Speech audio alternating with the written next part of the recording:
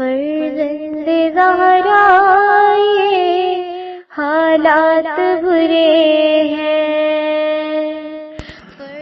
کاشانۂ بصیرت ایک ایسا مکمل یوٹیوب چینل جس پر محروم بصارت کے لیے بالخصوص اور تمام افراد کے لیے بالعموم سینکڑوں کی تعداد میں اسلامی کتب دستیاب ہیں. لہذا گزارش ہے کہ آپ اپنی ذمہ داری نبھاتے ہوئے کاشانۂ بصیرت کو سبسکرائب کرنے کے ساتھ ساتھ بیل آئیکن کو پریس کیجیے تاکہ آپ علم کے حصول کے ساتھ ساتھ مذہب اہل بیت کی اشاعت میں بھی اہم کردار ادا کرتے رہیں. کاشانۂ بصیرت. فرزند زہرا یہ حالات برے ہیں.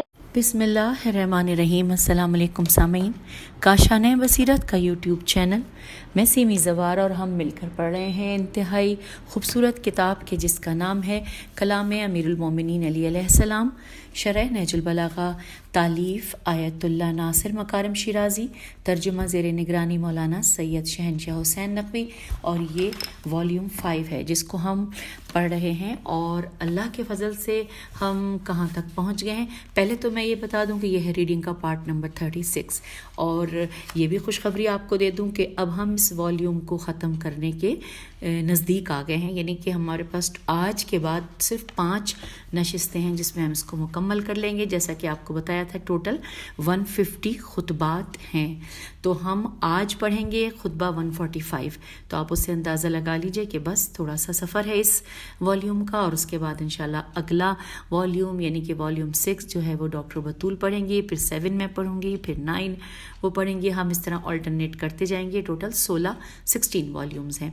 اور 13 تو ہمارے پاس پہنچ گئے ہیں. جو رہ گئے ہیں 3 وہ بھی ہم انشاءاللہ اس وقت تک حاصل کر لیں گے تاکہ آپ تک مکمل علم جو کہ ہم تک پہنچ رہا ہے وہ ہم آپ تک پہنچا دیں. اور ساتھ ساتھ یہ بھی بتا دوں کہ ہم اس پارٹ میں پیج 495 پہ ریڈنگ کا آغاز کریں گے، اور جو کہ ہماری اب کوشش یہ ہوگی کہ چاہے چھوٹا ہو خطبہ یا بڑا ہو، اگر ایسا ممکن ہو سکا تو ہم ایک نشست میں ایک ہی خطبہ پڑھیں گے.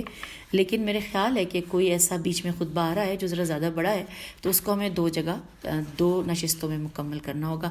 لیکن چلیے دیکھیے، لیکن جو بھی ہے ہم پیج 495 پر ہیں، اور جبکہ اس کتاب میں ٹوٹل 851 پیجز ہیں. 850 سمجھ لیجئے، جو آخری پیج ہے اس میں تو صرف 2 لائنیں ہی ہیں.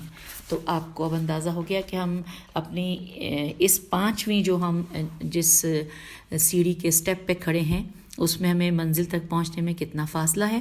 چلیے آغاز کرتے ہیں خطبہ 145 صفحہ نمبر 495 کتاب کا، اور ریڈنگ کا پارٹ نمبر 36. آپ علیہ السلام کے خطبے کا ایک حصہ دنیا کے فنا کے بارے میں.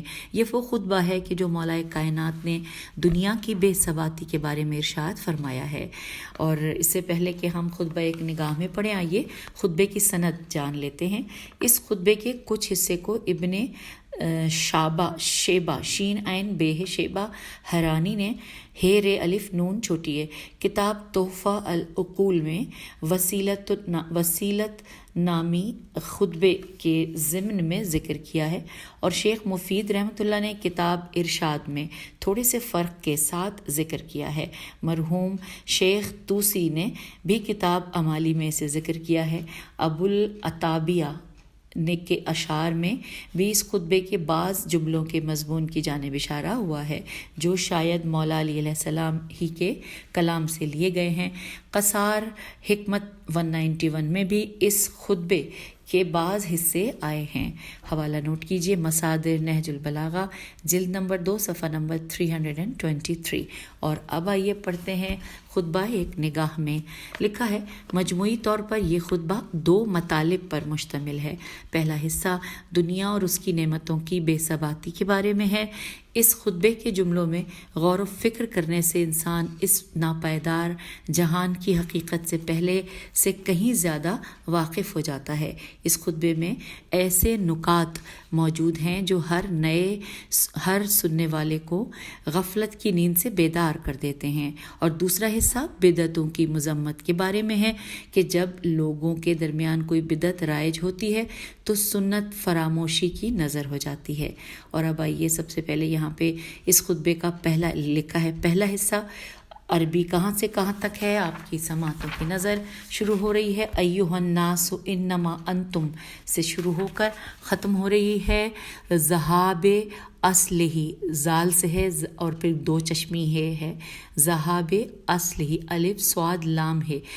ترجمہ پڑھتے ہیں، پیج 496 پہ آ گئے ہیں۔ ترجمہ ہے انورٹڈ کاما کہ اے لوگو، تم اس دنیا میں موت کی تیر اندازیوں کا ہدف ہو جہاں ہر گھونٹ کے ساتھ اچھو ہے، الف پیش چے ہے واو، الف پہ پیش ہے اور چے کے بعد دو چشمی ہے اور واو ہے، کہ ہر گھونٹ کے ساتھ اچھو ہے اور ہر لقمے میں گلوگیر پھندا ہے، جہاں تم ایک نعمت اس وقت تک نہیں پاتے جب تک دوسری نعمت جدا نہ ہو جائے، اور تم میں سے کوئی زندگی پانے والا ایک دن کی زندگی میں قدم نہیں رکھتا جب تک کہ اس کی مدت حیات میں سے ایک دن کم نہیں ہو جاتا، اور اس کے کھانے میں کسی اور رزق کا اضافہ نہیں ہوتا جب تک کہ پہلا رزق ختم نہیں ہو جائے، اور جب تک ایک نقش مٹ نہ جائے دوسرا نقش ابھرتا نہیں، اور جب تک کوئی نئی چیز فرسودہ نہ ہو جائے دوسری نئی چیز حاصل نہیں ہوتی، اور جب تک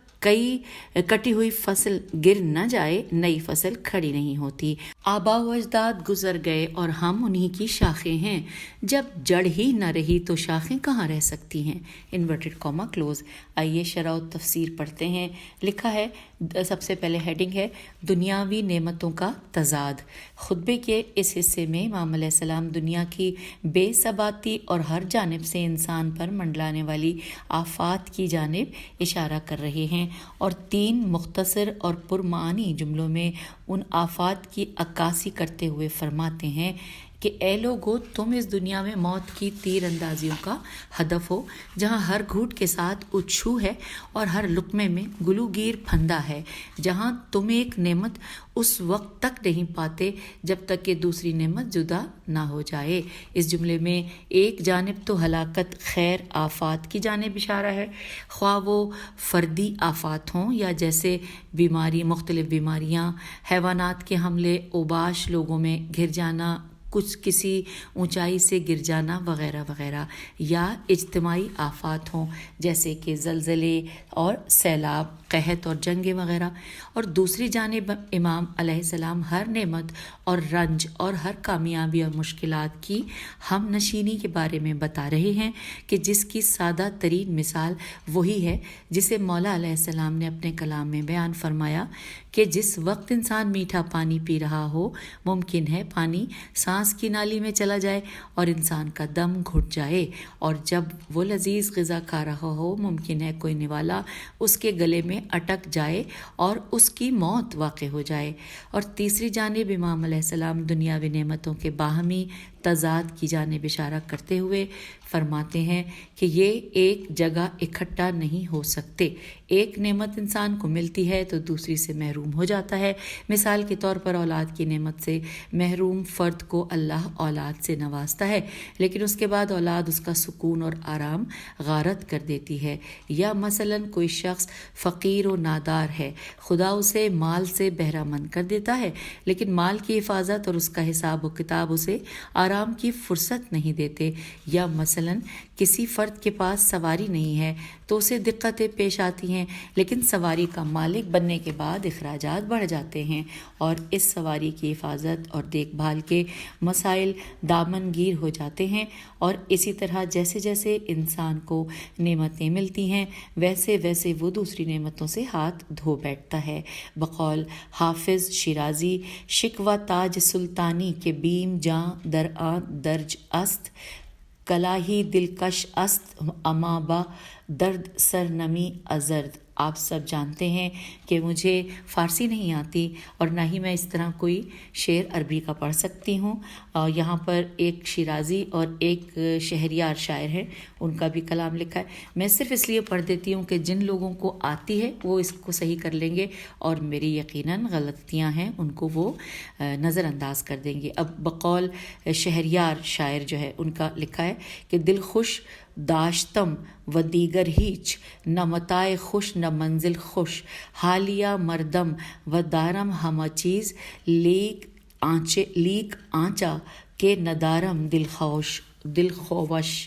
اچھا جی، اب یہاں پہ ترجمہ لکھا ہے کہ پہلے میرے پاس ایک مطمئن اور پرمسرت دل تھا اور اس کے سوا کچھ نہ تھا. اب جب کہ میں نے جوانی میں قدم رکھ دیا ہے تو میرے پاس سب کچھ ہونے کے باوجود میرا دل مطمئن نہیں ہے. Inverted comma close. سامعین، ہم پیج 498 پر آ گئے ہیں. اب یہاں پہ عربی کا ایک لفظ لکھا ہے تے نون تے زواد لام، لکھا ہے تن تزلو کا لفظ، جو کہ تیر اندازی کے مقابلے میں شرکت کرنے والے لوگوں کے لیے استعمال کیا جاتا ہے. اس بات کی نشاندہی کرتا ہے کہ گویا دنیا کے مصائب و آلام انسان کو اپنا نشانہ بنانے کے سلسلے میں ایک دوسرے سے بازی لے رہے ہیں. اگلا جو ورڈ ہے عربی کا، اس کی ہجے ہے وہ ہے منایا. میم نون الف، یہ الف اور سب کے ساتھ فتح ہے. منایا کے حوالے سے لکھا ہے کہ جو کہ منیت، میم نون یہ تے ہے کی جمع ہے، اور جس کے معنی موت کے ہیں. موت کی مختلف شکلوں کی جانب اشارہ ہے، خواہ وہ فردی موت ہو یا اجتماعی موت. کبھی یہ خیال کیا جاتا ہے کہ لا تنالونا منہا کا جملہ مع کل جرأتا شرقن کے جملے کا ہم معنی، جبکہ یہ دونوں مختلف معنی رکھتے ہیں. مع کل جرأتا شرقن اس جانب اشارہ ہے کہ ہر نعمت کی ٹوہ میں کوئی نہ کوئی آفت ضرور ہے، جبکہ لا تنالونا منہا اس جانب اشارہ ہے کہ اگر کوئی آفت نہ بھی ہو، ایک نعمت تم پالو گے تو دوسرے سے ہاتھ دھو بیٹھو گے. امام علیہ السلام گزشتہ جملے بریکٹ میں لکھا ہے جملہ کہ ایک نعمت ملے گی تو دوسری سے محروم ہو جاؤ گے، بریکٹ کلوز. اس جملے کی خوبصورت وضاحت کے سلسلے میں 5 جملوں میں 5 مثالوں کو بیان کرتے ہوئے فرماتے ہیں انورٹڈ کاما کہ تم میں سے کوئی زندگی پانے والا ایک دن کی زندگی میں قدم نہیں رکھتا جب تک کہ اس کی مدت حیات میں سے ایک دن کم نہیں ہو جاتا، اور اس کے کھانے میں کسی اور رزق کا اضافہ نہیں ہوتا جب تک کہ پہلا رزق ختم نہیں ہو جائے، اور جب تک ایک نقش مٹ نہ جائے دوسرا نقش ابھرتا نہیں ہے، اور جب تک کوئی نئی چیز فرسودہ نہ ہو جائے دوسری نئی چیز حاصل نہیں ہوتی، اور جب تک کٹی ہوئی فصل گر نہ جائے نئی فصل کھڑی نہیں ہوتی. تو یہاں پر اس انورٹڈ کاما یہاں پہ کلوز ہوا. پیج 499 پہ آ گئے ہیں. لکھا ہے جی ہاں، جب انسان بچہ ہوتا ہے تو وہ فارغ البال ہوتا ہے، پھر جب وہ جوانی میں قدم رکھتا ہے تو وہ جوانی کے مزے لیتا ہے، اور بچپن کی فارغ البالی رخصت ہو جاتی ہے، اور اس کے بعد جب بڑھاپے میں قدم رکھتا ہے اور زمانے کے سرد و گرم سے آشنا ہو جاتا ہے تو جوانی کے مزے نہیں رہتے. اسی طرح خدا انسان کو اولاد کی نعمت سے نوازتا ہے، لیکن کچھ ہی عرصے میں وہ اولاد باپ کے سائے سے محروم ہو جاتی ہے. انسان نئی دوستیاں بناتا ہے جبکہ پرانے دوستوں سے محروم ہو جاتا ہے، اور اسی طرح کچھ نعمتوں سے ملتی ہیں تو کچھ دوسری نعمتوں سے وہ محروم ہو جاتا ہے. یہی اس دنیا کی مادی نعمتوں کی خاصیت ہے. کسی فرد کو زندگی کے کسی پل میں بھی تمام نعمتیں یکجا میسر نہیں ہوتی. ایک کو پائے گا تو دوسری سے محروم ہو جائے گا، اور یہ تمام انسانوں کے لیے ایک تنبیہ ہے کہ دنیا کی نعمتوں سے دل نہ لگائیں اور ان کے اسیر نہ ہو جائیں. پھر اگلا جو جملہ لکھا ہے عربی کا وہ ہے ولا یحیا لہو اثرن. ولا یحیا لہو اثرن سے مراد یہ ہے کہ اگر انسان اپنا کوئی اثر رہ جانے والوں کے لیے چھوڑ جاتا ہے، خواہ وہ اثر علمی ہو یا مفاد عامہ کے لیے کوئی عمارت ہو، تو اس کی خاطر سے اپنی جسمانی اور فکری توانائی کو خیر بات کہنا پڑتا ہے. پھر لکھا ہے لا تقوم لہو نابیتن کی تعبیر ممکن ہے کہ اولاد کی نعمت کی جانب اشارہ ہو کہ جیسے جیسے وہ نشو و نما پاتی ہے اور زندگی کے مراحل سے گزرتی ہے ان کے بزرگ رشتہ دار ایک ایک کر کے دنیا سے رخصت ہو جاتے ہیں، اور ممکن ہے کہ یہ جملہ ہر قسم کے رشد اور نشو و نما کی جانب اشارہ ہو۔ مثلا کوئی فرد اپنے باغ کے کسی گوشے میں ایک تازے پودے کی پرورش کرتا ہے، جبکہ وہیں دوسرے گوشے میں پرانے درخت یک کے بعد دیگرے مرجھا جاتے ہیں یا سوکھ جاتے ہیں۔ اس حصے کے آخر میں مولا فرماتے ہیں کہ اور سب سے اہم بات یہ ہے کہ ہمارے آباء و اجداد گزر گئے اور ہم انہی کی شاخیں ہیں، جب جڑ ہی نہ رہی تو شاخیں کہاں رہ سکتی ہیں، انورٹڈ کاما کلوز۔ یہ اس جانب اشارہ ہے کہ جب ہمارے آباء و اجداد سب اس دار فانی سے چلے گئے تو ہمیں بقا اور دوام کی توقع نہیں کرنی چاہیے، اس لیے کہ فیر عین کو اصل پر فوقیت اور برتری حاصل نہیں ہے۔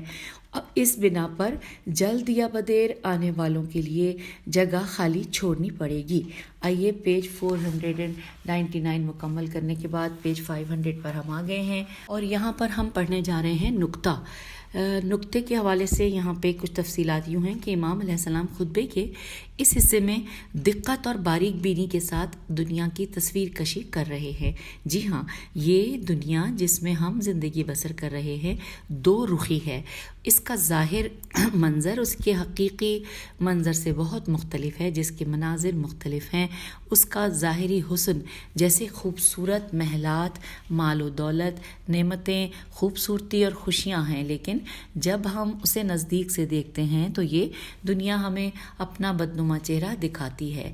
ایک جانب سے بریکٹ میں لکھا ہے جیسا کہ امام علیہ السلام نے ارشاد فرمایا کہ بریکٹ کلوز، کہ انسان دنیا میں مسلسل آفتوں اور بلاؤں کا ہدف بنا رہتا ہے، اس طرح کہ اسے پل کی بھی خبر نہیں ہے کہ کب کیا ہونے والا ہے، اور دوسری جانب ہر نعمت کے ساتھ ایک مصیبت بھی ہے، اور ہر پھول کے ساتھ کانٹے بھی ہیں، اور تیسری جانب سے ایک نعمت ملتی ہے تو دوسری روٹ جاتی ہے۔ ہم ایک ناچیز سی زندگی جیتے ہیں، لیکن معمولی سی آسائشات کے ساتھ ہم اس زندگی کے لمبے ہونے کی آرزو کرتے ہیں۔ اگر ہم اپنی آرزوؤں کو پالیں تو مشکلات سر اٹھا لیتی ہیں۔ مال و دولت کی حفاظت بجائے خود ایک بڑی مشکل ہے۔ حاسدوں کی نظریں ان پر گڑھ جاتی ہیں اور وہ مال کے چھن جانے کی تمنا کرتے ہیں۔ چور اور لٹیرے موقع کی تلاش میں رہتے ہیں۔ تنگ نظر افراد انگلیاں اٹھاتے ہیں۔ بعض اوقات ساتھ کام کرنے والے اور معاونین کی خیانت کا اندیشہ بھی ہوتا ہے، اور اس طرح انسان کا آرام و چین غارت ہو جاتا ہے، اور ذہنی دباؤ سے جنم لینے والی مختلف بیماریاں انسان کو لاحق ہو جاتی ہیں۔ جب تک ہم جوان ہیں، نہ پختہ و نہ تجربے کار ہیں، اور جب تک پختہ اور با تجربہ ہوتے ہیں تو ناتوان و ضعیف ہو جاتے ہیں۔ جب مال سے فائدہ اٹھانے کی قدرت ہوتی ہے تو مال ہاتھ میں نہیں ہوتا، اور جب مال پاس ہوتا ہے تو اس سے بہرہ مند ہونے کی قدرت ہی نہیں رہتی۔ کیا ایسی دنیا اس قابل ہے کہ اس سے دل لگایا جائے اور اس کے فراق میں سینہ چاک کیا جائے؟ کہا جاتا ہے کہ ایک بادشاہ کے مقرب مصاحب مصاحب نے اس سے خواہش ظاہر کی کہ اسے کچھ دیر کے لیے تخت شاہی پر بیٹھنے کی اجازت دی جائے اور مملکت کا اختیار بھی اسے دے دیا جائے، اور تمام درباریوں کو اس کی اطاعت کا حکم دیا جائے تاکہ وہ بادشاہت کا مزہ چکھے۔ بادشاہ نے اس کی درخواست منظور کر لی، لیکن ساتھ ہی یہ حکم بھی دیا کہ ایک تیز دھار خنجر ایک بال کے سہارے تخت سلطنت پر ٹھیک اس جگہ جہاں وہ بیٹھے گا آویزاں کر دیا جائے۔ ہم آ گئے ہیں پیج 501 پر۔ لکھا ہے وہ شخص جب تخت پر بیٹھا تو اس کی خوشی کا کوئی ٹھکانہ نہ تھا۔ ناگہاں اس کی نظر اپنے سر کے عین اوپر نازک بال کے سہارے لٹکے ہوئے ایک خنجر پر پڑی۔ اس کے بدن پر لرزہ طاری ہونے لگا، کیونکہ اسے یہ دھڑکا تھا کہ کسی بھی پل وہ خنجر اس کے سر پر آ گرے گا۔ وہ وہاں سے فرار کرنا چاہتا تھا تو اسے کہا جاتا تھا کہ کچھ دیر ٹھہر جاؤ، کچھ دیر اور ٹھہرو، ابھی تمہارا وقت پورا نہیں ہوا ہے۔ وہ خوف اور وحشت کے ساتھ بیٹھا دعا کرتا رہا کہ کب اس کا وقت پورا ہوگا اور پھر وہ اس علاقے سے دور کہیں چلا جائے گا۔ وہ یہ بات سمجھ گیا کہ اگرچہ سلطنت اور بادشاہت کا نظارہ پرکشش ہے، لیکن اس کے اطراف میں ہزاروں خطرات بھی منڈلاتے ہیں، یہاں تک کہ ممکن ہے کہ انسان کا انتہائی قریبی ساتھی بھی اس کی جان کے درپے ہو جائے۔ ان تمام مشکلات کے ساتھ اس مادی دنیا کو بقا نہیں ہے کہ اس کے حصول کے لیے تگ و دو کرے اور اس کی آسائشوں کے لیے خون پسینہ ایک کرے۔ اسے چاہیے کہ اس کو ٹھکرا کر دیار آخرت کی تیاری کرے اور بنی امیہ کے ایک ظالم و جابر خلیفہ کے بقول لما حلا لنا دہر خلا منا، کہ جس وقت دنیا ہمارے لیے میٹھی ہوئی تو یکایک ہم سے روٹ گئی۔ حوالہ ہے زلال نہج البلاغہ جلد نمبر 4 صفحہ نمبر 389۔ اور آئیے اب یہاں پہ لکھا ہے کہ ایک بازوق شاعر کے بقول کہ اہل دنیا چوں مسافر خفت و خوابی دید و رفت، در مسافر خانہ دنیا شبی خوابید و رفت۔ اور اس کا ترجمہ لکھا ہے کہ لوگ ایک مسافر کی طرح دنیا میں سوئے خواب دیکھے اور چل دیے۔ اس مسافر خانے میں گویا ایک رات گزاری اور چل دیے۔ اس کے بعد اگلا شعر ہے خفتہ شب خواب ہائی نغزش نون غین ز نغز و شیریں دیدہ بود با مدان تابہ ہوش آمد ہما پاچید و رفت۔ رات بھر گہری نیند میں دلکش خواب دیکھتے رہے اور جب صبح بیدار ہوئے تو اپنی چیزیں سمیٹ کر چل دیے۔ پھر اس کے بعد جو شعر ہے میرے خیال میں فارسی نہ ہی پڑھوں کیونکہ میں صحیح نہیں پڑھ رہی اور اس کے ساتھ انصاف نہیں ہو رہا۔ ترجمہ اس کا ہے اگلے شعر کا کہ اچانک اس کی چیخ بلند ہوئی کہ یہ سب چیزیں بند کر دو۔ خوف کے مارے وہ ساری چیزیں سمیٹ کر وہاں سے چل دیا، انورٹڈ کاما کلوز۔ اور اس کے بعد اگلا شعر جو ہے اس کا ترجمہ ہے کہ اگرچہ اس کام کی وجہ سے وہ اس مصیبت سے بچ کر نکل گیا، لیکن ان کے ساتھی اپنا سامان سفر باندھ کر چل دیے۔ اور ایک اور شعر جس کا ترجمہ کہ یہ عالم خارزار ہے لیکن بہرحال آخرت کے لیے فائدہ مند ہے، یہاں سے تم اپنا مطلوبہ پھول چن کر آخرت کی طرف جاؤ، انورٹڈ کاما کلوز۔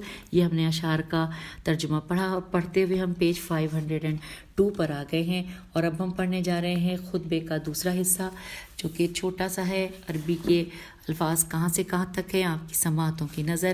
وما احدثت اور ختم ہو رہا ہے شراروہا پہ۔ لکھا ترجمہ ہے کہ اسی خطبے کا ایک حصہ کہ کوئی بدعت وجود میں نہیں آتی مگر یہ کہ اس کی وجہ سے سنت کو چھوڑنا پڑتا ہے۔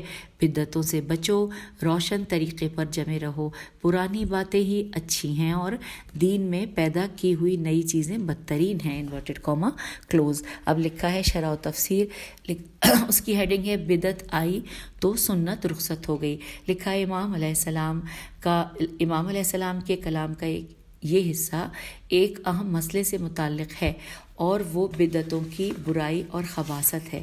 ظاہراً اس حصے اور پہلے والے حصے کے درمیان کوئی واضح ربط نظر نہیں آتا، اس لیے یہ کہا جا سکتا ہے کہ ان دونوں کے درمیانی حصے کو مرحوم سید رضی نے حذف کر دیا ہوگا۔ آئیے پیج 503 پر لکھا ہے اس حصے کی وضاحت کے لیے ضروری ہے کہ پہلے لفظ بدعت سے متعلق لغوی اور شرعی اعتبار سے بحث کی جائے۔ بدعت لغت میں ہر جدت کو کہا جاتا ہے جو کہ اچھی بھی ہو سکتی ہے اور بری بھی، اور ارباب لغت کے بقول البدعۃ انشاء امر علی غیر مثال سابق، کہ بدعت یہ ہے کہ کسی سابقہ نمونے کے بغیر کوئی چیز بنائی جائے۔ فقہا اور علماء اسلام کے نزدیک بدعت کسی معتبر دلیل کے بغیر دین میں کمی بیشی کرنے کے معنی میں ہے، اور چونکہ اسلام کی تعلیمات اور احکامات جاودانہ ہیں اور وہی کے ذریعے نازل ہوئی ہیں. اس لیے دین میں ہر قسم کی بدعت بہت بڑا گناہ تصور کی جاتی ہے، اور امت اسلامی میں جتنی بھی گروہ بندیاں، اختلافات اور بے راہ روی ہے، وہ سب اس بدعت ہی کی وجہ سے ہیں. اسی بات کو پیش نظر رکھتے ہوئے امام علیہ السلام کے کلام کی تشریح کی جانب آتے ہیں. آپ علیہ السلام فرماتے ہیں کہ کوئی بدعت وجود میں نہیں آتی مگر یہ کہ اس کی وجہ سے سنت کو چھوڑنا پڑتا ہے. سلسلہ کلام کو آگے بڑھاتے ہوئے فرما رہے ہیں مولا کہ بدعتوں سے بچو اور روشن طریقے سے پر جمے رہو. پرانی باتیں ہی اچھی ہیں اور دین میں پیدا کی ہوئی نئی چیزیں بدترین ہیں. Inverted comma close. لکھا ہے مذکورہ بالا بیان سے یہ حقیقت واضح ہو گئی کہ کس طرح جب بھی کوئی بدعت ایجاد ہوتی ہے کوئی نہ کوئی سنت ترک کر دی جاتی ہے، اور یہ کہ بدعت بدترین چیز ہے، کیونکہ اگر لوگوں کو چھوٹ دے دی جائے کہ وہ اپنی فکر ناقص اور اپنے سلیقے سے دین میں کمی بیشی کریں تو بہت قلیل عرصے میں دینی حقائق اور احکامات دگرگوں ہو جائیں گے. دین اپنی شناخت کھو بیٹھے گا اور مٹھی بھر بیہودہ افکار و خیالات دین کی اصلی تعلیمات کی جگہ لے لیں گے اور صاف شفاف پانی کے چشموں کی جگہ سراب لے لیں گے. لکھا ہے کہ جدتیں اور نئی چیزیں اگر شرع کے شرع کے احکام میں غور اور دقت کی بدولت ہوں اور کتاب، سنت اور یقینی دلائل کی روشنی میں نئے حقائق دریافت کیے جائیں تو یہ نہ صرف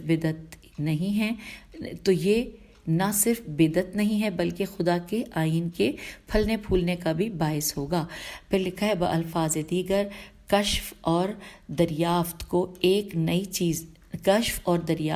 نئی چیز ہے، لیکن مکشوف یعنی دریافت شدہ وہ تو خدا کے آئین میں پہلے سے موجود تھی. لیکن اگر ان جدتوں کی بنیاد ذاتی ذوق اور سلیقہ ہو یا گمان پر مبنی خیالات اور افکار ہوں تو اس کا نتیجہ سوائے گمراہی اور دین کے مسخ ہونے کے اور کچھ نہیں ہوگا. ہم آگے پیج نمبر 504 پر لکھا ہے جو کچھ پہلے بیان ہوا اس سے یہ واضح ہو جاتا ہے کہ نہج البلاغہ کے بعض شارحین نے مذکورہ بالا جملوں کی جو تفسیر کی اور کہا ہے کہ ہر بدعت پیغمبر اکرم صلی اللہ علیہ وآلہ وسلم کے حکم کے خلاف ہے اور آپ صلی اللہ علیہ وآلہ وسلم نے بدعت کو حرام قرار دیا ہے، پس بدعت کی وجہ سے سنت ترک ہو جاتی ہے. یہ تفسیر درست نہیں ہے بلکہ مقصود یہ ہے کہ اسلام میں ہر چیز کے لیے حکم موجود ہے اور ہر بدعت حکم الہی کے ساتھ متصادم ہے، پس بدعت کے رونما ہوتے ہی اسلام کے اصلی احکامات متروک ہو جاتے ہیں. اس گزشتہ بیان سے یہ بھی واضح ہو جاتا ہے کہ یہ جو دوسرے بعض شارحین جیسے ابن ابی الحدید نے بدعتوں کو اچھی بدعت اور بری بدعت میں تقسیم کیا، اور وہ نماز تراویح بریکٹ میں لکھا ہے کہ ماہ رمضان کی راتوں کی نافلہ نمازیں جنہیں مسلمان رسول اللہ صلی اللہ علیہ وآلہ وسلم کے زمانے میں فرادی فیر الف دال چھوٹی ہے اور اس پہ کھڑا الف ہے ادا کرتے تھے، اور خلیفہ ثانی نے ان نمازوں میں جماعت کی بدعت کی داغ بیل ڈالی بریکٹ کلوز. تو لکھا ہے کہ وہ نماز تراویح کو اچھی بدعتوں میں شمار کرتے ہیں.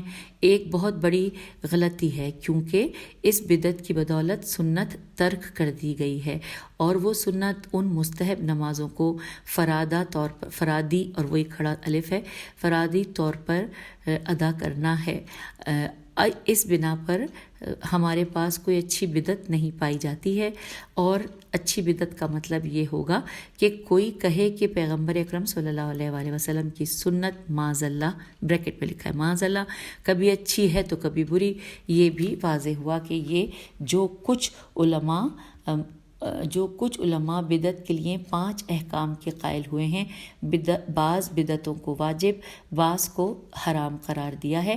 در حقیقت ان لوگوں کی نظر بدعت کے لغوی معنی کی طرف ہے، نہ کہ اس کے شرعی معنی کی طرف، جو کہ دین کے احکام میں کمی بیشی کرتے ہیں.